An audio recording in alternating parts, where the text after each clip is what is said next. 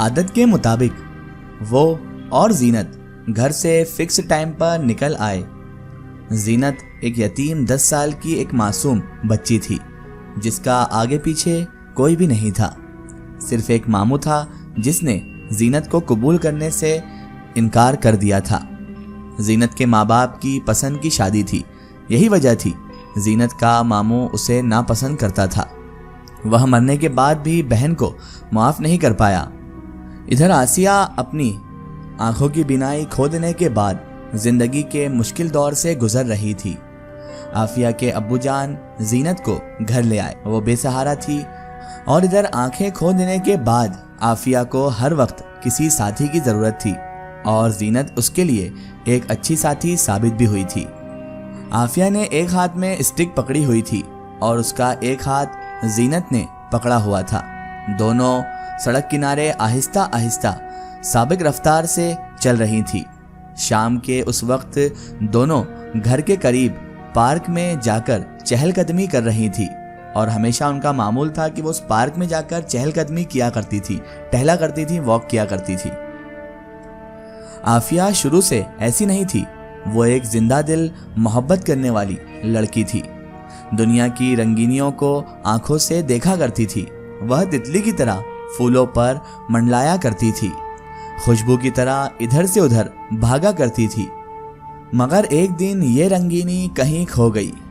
एक दिन सुबह सुबह वह जल्दी जल्दी नाश्ता करके कॉलेज के लिए निकली। उस दिन कॉलेज बस नहीं आई थी। बस ना आने की वजह से अब्बा जान ने उसे मना भी किया, आज छुट्टी कर लो बेटा। मगर उसका एक अहम टेस्ट था, वह छोड़ नहीं सकती थी, नहीं तो उसका नुकसान हो जाता। इसलिए उसने कॉलेज जाना ही ठीक समझा था। वो जल्दी में तो थी ही, टेस्ट अलग था, कॉलेज में लेट भी हो गई थी। बस ना आने की वजह से वो बहुत परेशान सी भी हो चुकी थी। वो सोच रही थी जैसे तैसे करके बस में कॉलेज पहुंच जाऊं।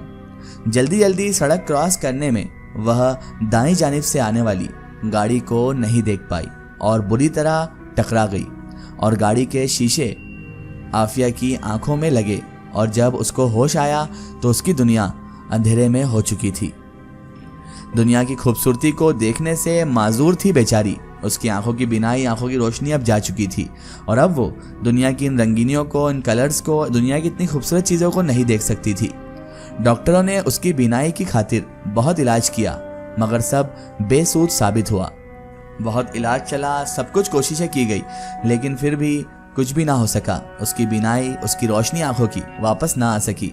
बेचारी इन्हीं बिना बीनाई वाली आंखों से अब जिंदगी जीने लगी। बकौल डॉक्टरों के किसी भी दिन अचानक से उसकी बीनाई लौट आएगी। सब ऐसा ही कहते थे डॉक्टर के एक ना एक दिन इसकी बीनाई ऑटोमेटिकली लौट आएगी। उसकी आंखों में कोई मसला नहीं रहा था लेकिन कुदरत को शायद मंजूर नहीं था कि वह देखे। आफिया ने किस्मत का लिखा कबूल कर लिया था मगर कभी कभार वह बहुत बेजार हो जाती थी, थक जाती थी मगर कुछ कर भी तो नहीं सकती थी बेचारी। वो और जीनत पार्क में अंदर आ चुके थे। ये एक फैमिली पार्क था। बच्चों की खेलने की आवाजें चारों जानिब से आ रही थी। जीनत भी बच्चों के साथ मिलकर झूलों पर झूलने लगी और बेचारी आफिया खामोशी से बेंच पर बैठी रही थी। उसका दिल उदास था क्योंकि वो भी जीनत की तरह बच्चों के साथ खेलना चाहती थी। वो भी इस दुनिया की रंगीनियों को देखना चाहती थी लेकिन अल्लाह से शिकवा नहीं करती थी बेचारी। उसकी दी हुई नेमत थी, हर हाल में अल्लाह पाक का शुक्र अदा करते रहना चाहिए लेकिन इंसान में शुक्र की बहुत कमी है। एक मुश्किल पड़ने पर वह खुदाए पाक से शिकवा शिकायत में लग जाता है। वो इन्हीं सोचों में गलतान थी कि तभी आफिया को जीनत के रोने की आवाज़ आई। आफिया जल्दी से उठी और उठकर स्टिक के सहारे आवाज़ का तायन करते हुए जीनत को आवाज़ देते हुए उस जगह पर चल दी और पूछा, जीनत क्या हुआ? आफिया दूर से ही आवाज़ देते हुए चल रही थी, मेरे पास आओ, आफिया जल्दी से यहाँ आओ। वो देख रही थी आफिया आई। उसे जीनत की रोती हुई आवाज़ अब करीब से आई। आफिया अब उसके पास पहुंच चुकी थी। ये अंकल तंग कर रहे हैं। जीनत ने शायद उंगली के इशारे से दिखाया। किधर है? आफिया ने यहाँ वहाँ सर घुमाया जैसे वह देख ही लेगी। इधर है। आफिया को बाएं जानिब से भारी मर्दाना आवाज सुनाई दी। तभी, कौन है आप? क्यों तंग कर रहे हैं? मैंने तो तंग नहीं किया, ये खेल रहे थे, मैं भी इनके साथ खेलने लगा। उसने लापरवाही से कहा, नहीं, उसने मेरे बाल खींचे। जीनत ने मुंह बसोरा। एक दूसरी बच्ची भी बोल उठी, और मेरे भी बाल खींचे इन्होंने। बच्ची भी बोल उठी। तभी बहुत ज़्यादा गुस्सा आ गया आफिया को। इंसान अपनी एज तो देखता है या नहीं? आफिया को उस इंसान पर सख्त गुस्सा आया। तभी उसने फिर बोल दिया, जी नहीं। उस अजनबी के इस जवाब पर आफिया हैरान रह गई। अपनी उम्र के लोगों के साथ बैठो जाकर। आफिया ने जैसे उसे मशवरा दिया। क्यों भाई? उसने तंग करते हुए वापस सवाल किया। आफिया को एक अजनबी से बहस करना और उसमें वक्त ज़ाया करना पसंद नहीं था। उसे वक्त ज़ाया लगा। चलो जीनत, घर चलो। आफिया ने जीनत से कहा, अप्पी मैंने अभी झूलना है। जीनत ने मुंह बनाकर कहा, झूलने दे बच्ची, इतना कह रही है तो इसे झूलने दें। उस अजनबी ने लुकमा देना ज़रूरी समझा। अब आफिया को और ज़्यादा गुस्सा आ गया। आफिया ने गुस्से से उसकी जानिब देखना चाहा। तभी वो अजनबी फिर से बोला, अरे इधर उधर क्या देख रही हो, मैं इधर हूँ। आफिया बाएं जानिब मुड़कर देख रही थी। उसकी आवाज़ दाएं जानिब से आई, आप मेरा दिमाग ना खाएं। आफिया ने बहुत बेजारी से कहा, अरे वाह, ये तो बहुत बड़ी खबर है, आपके पास दिमाग भी है।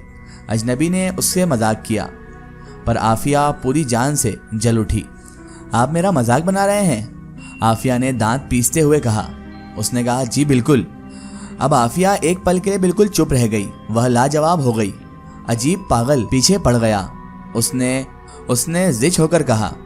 तभी वो अजनबी फिर से बोला, अरे आपको तो कोई जादूगरनी लगती हो मुझे, आपको कैसे पता चला?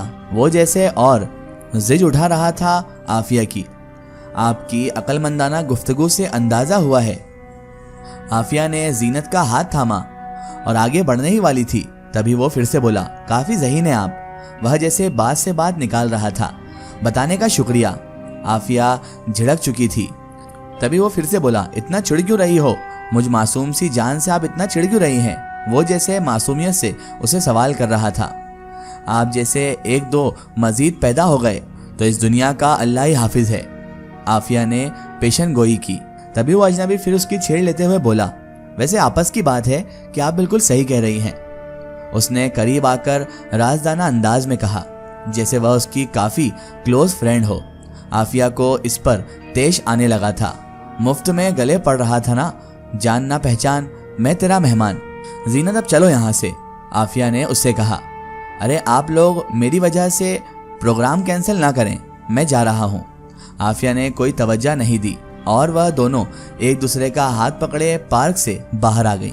आंखों की रोशनी जाने के बाद आफिया में बहुत चिड़चिड़ापन आ चुका था। ये एक फितरी बात थी। दुनिया को इन आंखों से देखने के बाद अब बिनाई का चले जाना, आंखों की रोशनी का चले जाना एक तकलीफ देह बात थी, जिसकी वजह से वो बहुत चिड़चिड़ी हो चुकी थी। आंख अल्लाह की दी हुई बहुत बड़ी नेमत है। उसकी कदर उनसे पूछो जो उस नेमत से महरूम है। खबरदार जो तुमने अब्बा जान को इस वाक़े का बताया। आफिया ने जीनत को वार्निंग देते हुए कहा, क्योंकि उसकी आदत थी अब्बा जान को हर बात बताने की। इसका एक स्टोरी हम देखेंगे इसके अगले पार्ट में। दोस्तों, अगर आप भी अपनी ज़िंदगी की कोई सच्ची कहानी या सच्ची घटना हमारे चैनल से शेयर करवाना चाहते हैं और आप चाहते हैं कि आपकी स्टोरी भी माई स्टोरी बुक चैनल से शेयर हो, तो आप हमें हमारे फेसबुक पेज पर कांटेक्ट कर सकते हैं और अपनी स्टोरी वहां पर हमें बता सकते हैं।